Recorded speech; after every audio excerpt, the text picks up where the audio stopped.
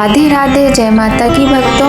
आप सभी का स्वागत करती हूँ स्पिरिचुअल ज्ञान साधना में और आप सभी से अनुरोध करती हूँ कि स्पिरिचुअल ज्ञान साधना को सब्सक्राइब कर लीजिए और बेल आइकन को प्रेस कर दीजिए ताकि आपको नई नई वीडियोस का नोटिफिकेशन मिल जाए। शिव शंकर चले कैलाश, बूंदियाँ पड़ने लगी। शिव शंकर चले कैलाश, बूंदियाँ पड़ने लगी। जी हाँ, शिव जी जो हैं हमारे, वो सावन के महीने में कैलाश पर जाते हैं, साथ ही वो अपनी ससुराल भी जाते हैं। और कितनी अच्छी रिमझिम बूंदों की फुहार पड़ती है। और इस तरीके के बड़े ही सुंदर सुंदर भजन जब हम छोटे थे तो हम अपने घर में सुना करते थे। जगह जगह ढोलक बजती थी, कीर्तन होते थे, भजन होते थे। तो इसी तरीके के भोलेनाथ के भजन गाए जाते थे जो कि बहुत ही सुंदर लगते थे। जय माता की, राधे राधे। कैसे हैं आप सभी लोग? आशा करते हैं सभी लोग बहुत अच्छे होंगे। बताने के लिए कमेंट में जय माता की, राधे राधे अवश्य ही लिखिएगा। तो भक्तों, आप सभी को पता है कि सावन का महीना प्रारंभ हो गया है और सावन का एक सोमवार निकल चुका है, दूसरा सोमवार आने वाला है। तो सावन के दूसरे सोमवार के दिन का भी उतना ही महत्व है जितना कि पहले सोमवार का। कहने का तात्पर्य है कि सावन के प्रत्येक दिन का महत्व होता है, पूरे महीने का महत्व होता है, किंतु जो सावन के सोमवार होते हैं उनका महत्व अत्यधिक होता है। इस दिन मान्यता के अनुसार भगवान शिव का पूजन करने पर भक्तों को महादेव की विशेष कृपा प्राप्त होती है। सावन के महीने की शुरुआत हो चुकी है। पौराणिक कथाओं के अनुसार सावन के महीने में सृष्टि का कार्यभार भगवान महादेव के कंधों पर होता है। भगवान शिव देवशयनी एकादशी के बाद से ही संसार का कार्यभार संभाल लेते हैं। इसके चलते श्रावण मास पूरी तरह भगवान शिव को समर्पित है। माना जाता है कि सावन के महीने में भगवान शिव की पूरे मनोभाव से पूजा की जाए तो भक्तों पर महादेव की विशेष कृपा दृष्टि पड़ती है। हिंदू धर्म में हर दिन को किसी न किसी देवी देवता को समर्पित किया गया है। ऐसे में सोमवार का दिन भगवान शिव जी का कहा जाता है, इसीलिए सावन के महीने में सोमवार की विशेष मान्यता होती है। माना जाता है कि सावन सोमवार का व्रत रखने वाली कुंवारी कन्याओं को अच्छे वर की प्राप्ति होती है और वैवाहिक महिलाएं इस व्रत को करती हैं तो उनका शादीशुदा जीवन सुखद बनता है। सावन के महीने का दूसरा सोमवार किस तारीख को है, इस दिन किस मुहूर्त में किस तरह की पूजा की जानी चाहिए, चलिए जान लेते हैं। और सावन में भगवान को किन वस्तुओं का भोग लगाना चाहिए ये भी जानेंगे। तो सावन का दूसरा सोमवार 29 जुलाई के दिन पड़ रहा है। इस दिन पूजा के कई शुभ मुहूर्त बन रहे हैं। तो आप पूरे दिन, बहुत ही सुंदर शुभ मुहूर्त हैं। आप सुबह ब्रह्म मुहूर्त से लेकर रात तक आप किसी भी समय भगवान का अभिषेक कीजिए, रुद्राभिषेक आप करवा सकते हैं और भगवान की विधिवत पूजा करें। पूरे ही दिन बहुत ही सुंदर शुभ मुहूर्त हैं। सावन सोमवार के दिन प्रदोष काल में शिवलिंग पर बेलपत्र और जल से अभिषेक करना अत्यंत शुभ माना जाता है। इसके अतिरिक्त घी का दीपक जलाकर भोलेनाथ के मंत्रों का जाप करना अत्यधिक शुभ होता है।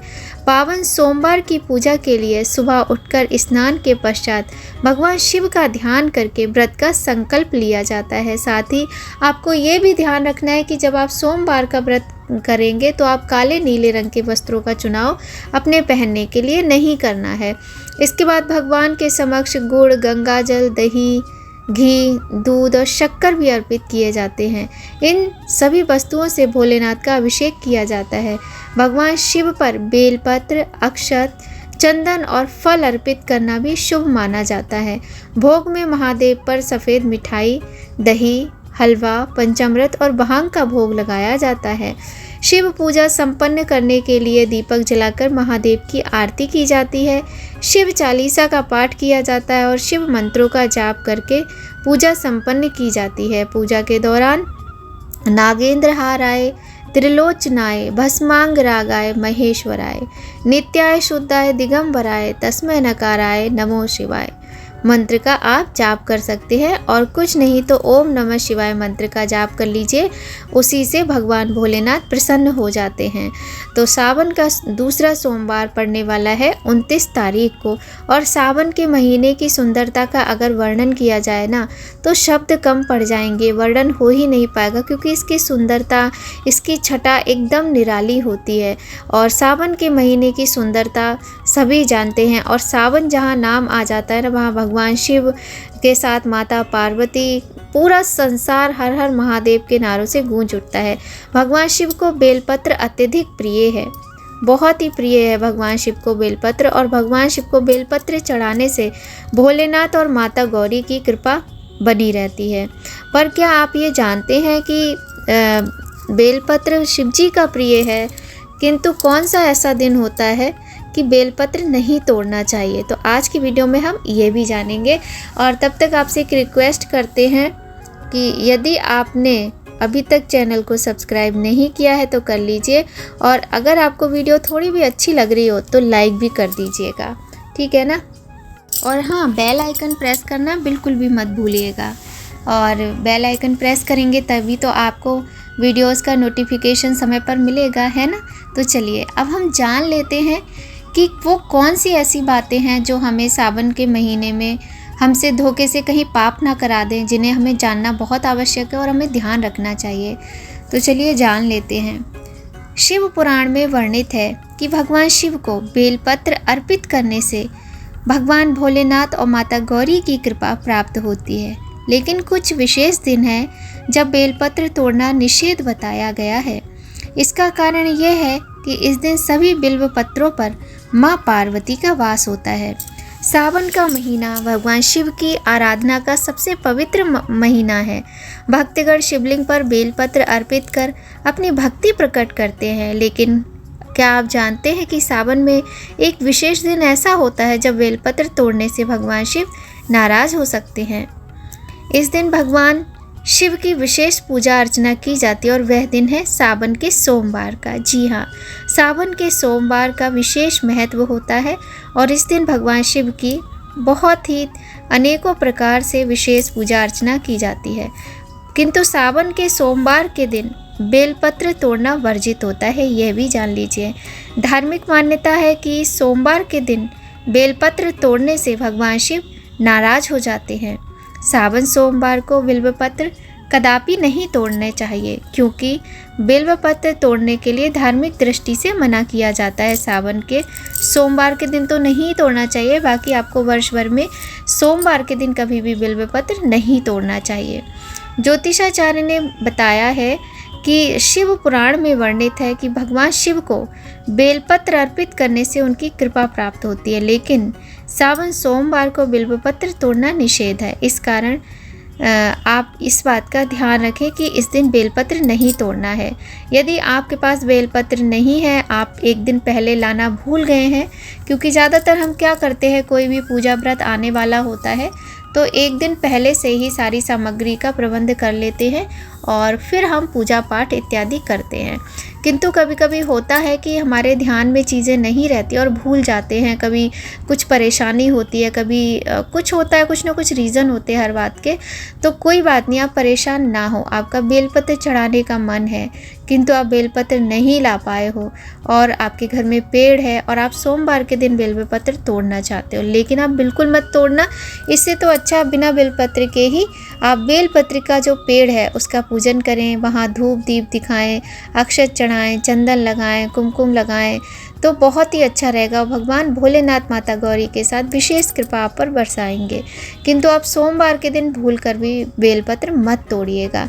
और अगर आप शिवालय जा रहे हैं तो आप वहाँ पर जो शिवालय में बिल्वपत्र चढ़े हुए होते हैं भगवान पर, उनको उठा लीजिए और सादा जल से धोकर उनको पुनः आप भगवान भोलेनाथ पर चढ़ा सकते हैं। इस तरीके से यदि आप करते हैं तो आपको उतना ही भगवान से पूजा का फल प्राप्त होगा जितना कि आप खरीद कर लाएंगे तब होगा, क्योंकि बिल्वपत्र को बासी नहीं माना जाता है। सोमवार के दिन आप ध्यान रखिएगा कि बिल्वपत्र नहीं तोड़ने हैं, ठीक है। इसका रीज़न बता ही चुके हैं कि जैसा कि माता पार्वती का वास होता है सभी बेल के पत्तों पर। उन्हें तोड़ना देवी पार्वती माता का अनादर माना जाता है, तो इसलिए आप इस बात का विशेष ध्यान रखें। और एक बात आपको यहाँ बताना चाहेंगे कि सावन के इतने सुंदर जब दिन आ ही गए हैं और ऐसा हम लोगों को सौभाग्य प्राप्त हुआ है कि हम सावन के दिनों में अपने भोले बाबा और माता गौरी की पूजा आराधना कर रहे हैं, तो माता रानी को सावन के किसी भी सोमवार के दिन सुहाग की सामग्री अर्पित करें, जिसे 16 श्रृंगार कहते हैं। आप चाहें तो 5 या 7 वस्तुएं भी अर्पित कर सकते हैं और साथ में चुन्नी भी रख सकते हैं, और जैसा भी आपकी सामर्थ्य हो, लेकिन 5-7 कितनी भी चीज़ें या फिर 16 चीज़ें जो भी आपकी शक्ति सामर्थ्य हो, अपनी इच्छा के अनुसार माँ गौरी को चढ़ाएं। सोमवार के दिन नहीं चढ़ा पा रहे हैं किसी कारणवश, तो आप बुधवार को चढ़ा सकते हैं, शुक्रवार को चढ़ा सकते हैं, और वैसे तो सावन के मंगलवार को मंगला गौरी के व्रत किए जाते हैं, तो मंगलवार के दिन भी माँ मंगला गौरी का नाम लेते हुए माता को ये सुहाग की वस्तुएं अर्पित की जाती हैं। तो ये छोटी छोटी सी बातें हैं जो हमारे जीवन में बहुत बड़े बड़े बदलाव लेकर आती हैं। इस प्रकार से यदि हम छोटी छोटी सी बातों का ध्यान रखते हुए भगवान भोलेनाथ माता गौरी का पूजा और अर्चना करते हैं तो उनकी विशेष कृपा प्राप्त होती है। सावन के महीने में भगवान को मनाना बहुत ही सरल है, बस आपके पास श्रद्धा, भक्ति और प्रेम होना चाहिए। तो वीडियो अगर आपको थोड़ा भी अच्छा लगे, लाइक करें, चैनल को सब्सक्राइब करें, शेयर करें। मिलते हैं आपसे नई जानकारी के साथ नए वीडियो में। तब तक सभी लोग खूब खुश रहिए, प्रसन्न रहिए, स्वस्थ रहिए, अपना और अपने अपनों का ख्याल रखिए। और एक बार फिर से आप सभी से नम्र निवेदन करते हैं हाथ जोड़कर कि यदि आपको हमारी वीडियो थोड़ी भी अच्छी लगे, थोड़ी भी हेल्पफुल लगे, तो एक लाइक ज़रूर कीजिएगा। आपके लाइक से बहुत अधिक मोटिवेशन मिलता है। अपना प्यार, अपना सपोर्ट, अपना आशीर्वाद ऐसे ही बनाए रखिए, और कमेंट में जय माता की राधे राधे या फिर हर हर महादेव अवश्य ही लिखिएगा। हर हर महादेव, जय माता की राधे राधे।